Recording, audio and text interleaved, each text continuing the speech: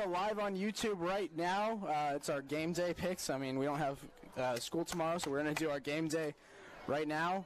Let's start off with some picks. We have number 12, Oregon, traveling to Pullman to play number 25, Washington State. Chai? All right, everybody. I'm calling the upset. First time ever in the history of the school that they're hosting game day. That flag is going to be in full effect. For the first time, that flag is going to be on its own campus. The Palouse is cold, y'all. And I know that Autzen is the safe confines for Oregon. Justin Heber, I think, under the pressures of the Palouse and the conditions, he doesn't play well. I'm calling the upset. Number 25 Wazoo over the Ducks. I believe this game will be a close one, but I have Oregon, not the Cougars in this one. I feel like Oregon's just too good at this point. They've looked really good. Justin Herbert's looked great so far as the quarterback. And, you know, the game day being there in Washington State will definitely help them out. They'll be hyped up for that game. But I just think Oregon's a better team at this point. Thiessen? I'm going to go with Kyle Gwynn on this. I'm going to go against There you go. And here's why. I'm going to give a few points to Washington State because the flag is at home. I respect that. That's a fair point. You're going to get some points there. But at the end of the day, as a New York Giants fan, I need that quarterback to play well because he's going to be the number one pick, and I need to respect him. So for that reason right there, go Ducks. Well, over the summer this year, I attended a journalism camp at the University of Oregon. And so you going to the chain smokers route? This is my chain smoker. Yeah. So you're picking based on what campus you visited, because Lord knows no one's going to Pullman. No one. I've been to Wazoo. It's just I was there. I have a college credit from there. I was enrolled in that school. I just can't. I'm an alum, and I can't pick against Oregon here. So, I mean, I think Wazoo's going to keep it close, but I'm picking Oregon. Are you guys into advanced metrics? So, given the advanced metrics and EOS, the projections are saying Wazoo. And so you guys either believe in the numbers or you don't. I'm a big numbers guy. We got to go with the numbers. But here's the thing, is that, like, this is why I think Wazoo is going to keep it close and possibly win, is because USC traveled there last year, and Wazoo handled it to them. And Wazoo's only loss of the year has come to SC, and SC's on the rise. I got 3 words for you from Coach Mike Leach, which is swing your sword, baby. We need more gorillas. Coach Mike Leach, who locked infamously one of his players in the closet with a concussion. Supposedly, I gotta go. Allegedly, I can't support allegedly, that is garbage. That immoral leadership. I can't get behind it. ESPN had a conspiracy against Mike Leach, and you know what? He is right. He left Texas Tech because you know what? Texas Tech didn't appreciate his genius, right? They didn't Air raid appreciate their offense. kids getting locked into a closet when they were in. You know, he should stop being As an soft. administrator, I respect ESPN, you need to stop being soft. Next pick. Next pick we got is number 16, North Carolina State, who's undefeated, travels to play Clemson, who's number 3. Kyle? I can't even remember the last time North Carolina State was good. I think it was when Russell Wilson was their quarterback. Then he transferred to Wisconsin. So I'm going to go with the team that's been good for a longer period of time and have looked fairly decent this year. I'm going to go with Clemson. Listen, as soon as Clemson got that quarterback situation resolved, and believe me, I love Bryant. I want Bryant transfer to UCLA. We need you. We got this. But as soon as they got that figured out, I think Dabo Swinney's got it. All right. Thiessen? Yep. Believe in Dabo. Interesting picks right here. This is a kind of a tough game, but in my experience, as long as you have a front four like Clemson has, how can you pick against that? I don't care what you got going on the other side. Venables is their DC, K-State grad. I gotta go with Venables, Clemson's D-line. It's Clemson. Yeah, I don't really know a lot about NC State. They haven't really played anyone big. Clemson, Death Valley's a hard place to play, and I just don't see the Wolfpack coming out of that one. And now our next game, we got number 6, Michigan, traveling to play Sparty, who's number 24. Mr. Chai? Yeah, this one is a tough pick. I understand that the Spartans have been playing very well, But you know what? You just gotta you gotta go with the fact that Michigan has been rolling. I think their offense is finally clicking. I think their defense is playing out of their minds, and so I'm gonna go with Michigan on this one. I know that Michigan is like 1-6 against rivals since Jim Harbaugh's been there, and that's the only thing kind of deterring me from picking against Michigan. But at this point, I feel like Michigan's the better team, and I don't know. I can't see Michigan State's kind of been rocky this year, and I can't see them beating Penn State and Michigan back to back. So I'm gonna go with the Wolverines. Yep. Jason? Very good points, gentlemen, but not so fast, either of you. As much as I agree that Michigan is playing well, there's something about Sparty at home in big games. They just get it done. I'm going to reiterate my dislike for Harbaugh. And I'm also going to throw out the fact that he just does not show up for big games. You put all that together. I mean, we've all seen how Michigan State wins some weeks at the end over the years. This is just another one of those. A close game. You cannot it's a close game. It's Michigan State. You can't do that because the big games you guys are talking about are when Penn State was playing out of their minds and Ohio State.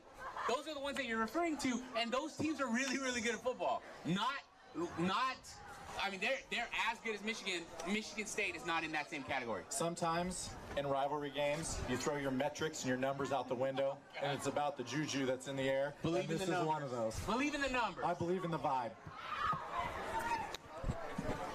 Michigan is 6-1. Their one loss of the year came to the number 4 team in the country, Notre Dame. Notre Dame, I think, has a shot at challenging Alabama. Nope. Notre Dame's going to win out this year. Nope. In the words of Draymond Green, nope. And their offense is clicking. Shea Patterson's playing out of his mind.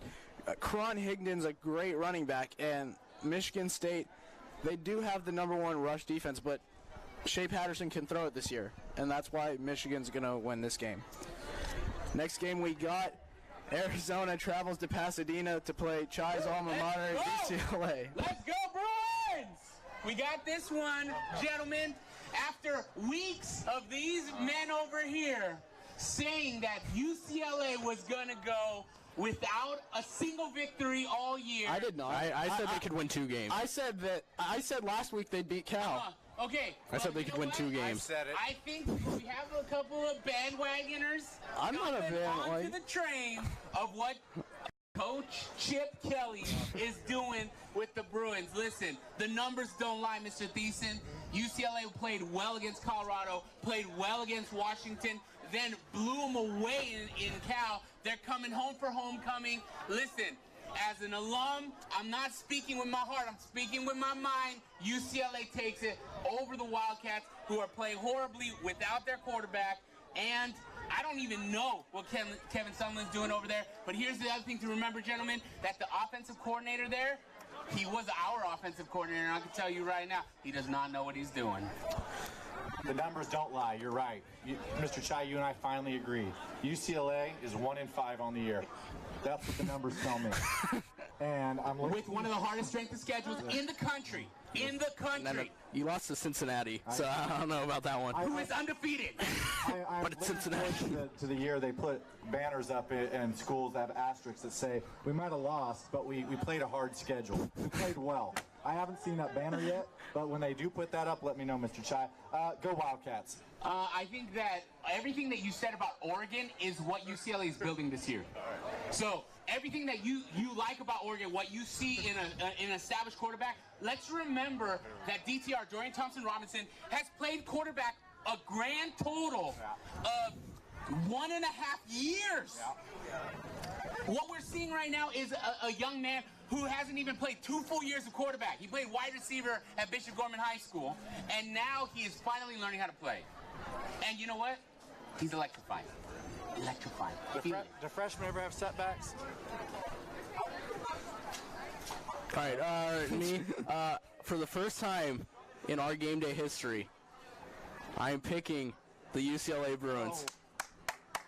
With Khalil Tate out, UCLA is going to ride the hot streak and get their 2nd win and possibly last win of the season. Yeah, this was the game leading up that I said UCLA is going to win this, and they're not going to go 12 or whatever. Homecoming. And Khalil Tate's out. I don't believe in Rich Rodriguez's son. He might play bad just on purpose to get a vengeance for his dad. That's fair. Kevin Sumlin's not that good of a coach. And UCLA is going to win this one at home in front of their students. Homecoming, y'all. I'm going to tell you right now, this is a big deal. This is a time for alums to get back and see what they've been doing. And let's be real, it hasn't been pretty until the last few weeks, but I feel like it's coming around, guys. We're going to move to our NFL games now. First game we got, the Patriots travel to Chicago to play the Bears. The Chicago Bears are not a good football team. They have one good player, and that's Khalil Mack. And he's an Oakland Raider. Yeah. So I'm definitely going with the Patriots, who have looked much improved with the additions of Edelman and Gordon. So 100% I'm going with the Patriots. Mitchell Trubisky, your suspect. I completely agree with your assessment. I will also add that I don't even think we've seen what 2018 Gronk can do. That's the reality. He is the X factor. All game last week, I was watching the Pats going, how come they're not throwing to Gronk? How come they're not throwing to Gronk? And in the most important time, they threw it to Gronk. Boom, ball game.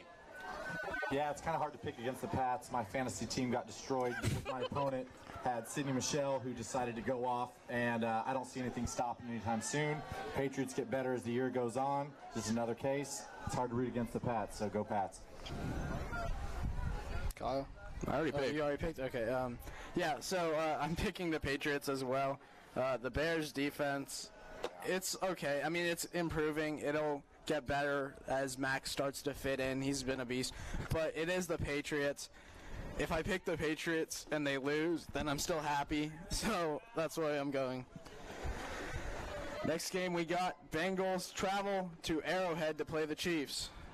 Chiefs bounce back in this one. The Bengals are the least impressive 4-2 team I've ever seen in my life, so I'm definitely going with the Kansas City Chiefs. Arrowhead is a fierce place to play, especially this time of the year. I'm going with the Chiefs. Yep. Born and raised in Kansas, hard to go against the Chiefs. They look like a contender. No shame in losing to the Patriots, so I'm going to go Kansas City. A reminder that Kansas City is in Missouri. Don't tell that to someone from Kansas. Half and half. Next. I'm picking the Chiefs. I still believe in Mahomes. Mahomes is playing out of his mind. Yeah. I mean, You know what? he went toe-to-toe with Tom Brady, and that's that 0 INTs is no more, though. Yep. So maybe some of that mystique is wearing off. He still has, 3 interceptions? Derek Carr has, 9? Why are we talking about him right now? Yeah. Yeah, that's a low blow. Yeah, this is Derek Carr's house right now. Don't ever speak ill of Derek Carr ever again. I'm just stating facts. All right. We love you, Derek. We love you. We believe in you. Game of the week. Okay, next game, Monday Night Football. Giants travel to Atlanta to play the Falcons. The Giants come down to the Dirty South, ATL. The Falcons, they're looking super good now. Their offense is finally clicking, and I believe in the defense led by Takaris McKinley. Go Richmond. I'm surprised that you said they were clicking and looking really good. I thought you were talking about the Giants. No? Okay. Saquon Barkley is a beast, an absolute monster. Atlanta will try to just make Eli throw, and that's not a formula for success going with Atlanta. So I'm in a rough spot here. As a lifelong Giants fan, this one hurts. But here's where I'm at. I'm rooting for the Giants, and that means I'm picking Atlanta. Why am I picking Atlanta? Every time the Giants lose from here on out, guess what closer we get to? The number one pick. So I am rooting for the number 1 pick. That means the Giants lost. Saquon Barkley will have close to 300 yards, and the Giants will still lose this game. Going with the Falcons. Understood. Yeah, the Falcons are the best 2-4 team out there. They're basically playing Saquon Barkley, let's be honest, and there's no way the Giants can win. I think this is going to be a blowout on Monday night. And then now our game, which is tomorrow, Mitchell Griffin travels to Independence to play. This is the game for the league title. Both teams are undefeated in league play. Kyle? We may only have about 16 players that can play tomorrow, but I still think we find a way to win this game. and take sole control of the SYL. Yeah, we have a bunch of injuries. Oh, do we? Yeah. I didn't know that. Yeah, and there weren't. Doesn't matter. It doesn't matter. We're still winning this game, and we're gonna move on to 4-0 in the SYL. BCHS blows out Independence at their home. I hope this is their homecoming because we're going to ruin it for them. Tyler Shahabel, coach, I got mad respect for you. Your team's stinky. There it is. Eagles. This is a classic trap game. We're up for the challenge. I agree with Mr. Chai. Close for a quarter. Eagles run away with it, and it is their homecoming. I'm excited to spoil it. We're spoiling it. Go Eagles. Why would they schedule us? I don't know. That's a mistake. I just want to do this real quick. What do you guys think the final score will be? Kyle? 42-21. 56-18. 40-17. I'm going to go 46-17. So that'll do it for our game day broadcast. 8-0. We'll catch you guys next week. 8-0. I still don't believe Mr. Chai will go 8-0, but stay tuned for next week to find out if he goes 8-0. Let's go, Dodgers! Stay tuned. Viva los Dodgers! Beautiful.